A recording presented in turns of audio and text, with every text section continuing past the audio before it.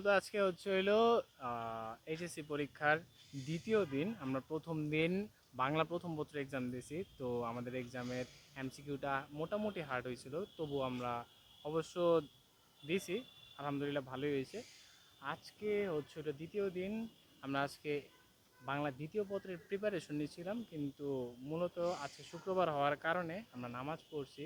দেন নামাজ পড়ার পর দুপুরে খাওয়া দাওয়া করে দেন পড়তে বসে এখনে বিকেল 6টা 8-9 রকম বাজে। আমরা এখানে আসছি হচ্ছে হলো আমরা একটু রাস্তায় যে একটু ঘোরাঘুরি করার জন্যে। সারাক্ষণ বই নিয়ে থাকতে অনেক ক্লান্ত লাগে, পড়তে পড়তে ক্লান্ত হয়ে যায়। কিন্তু এখন মূলত বিকেল হয়েছে, যার কারণে আমি আর মাজিদ হচ্ছিল এখানে বাইরে আসছি।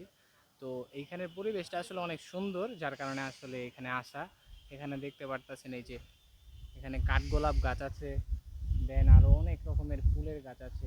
জায়গাটা খুবই মনোমুগ্ধকর। আর এখানে আশেপাশে যতগুলো গাছ দেখতে পারতেছেন, যার কারণে সবুজের মাঝখানে আমাদের আসলে থাকতে ভালো লাগে, যে কারণে এখানে এখানে আসা।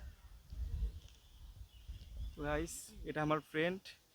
তো ওর সাথে সবসময় আর কি চলাফেরা করি। আপনারা ভালো থাকবেন এবং আমাদের জন্য দোয়া করবেন। ঠিক আছে?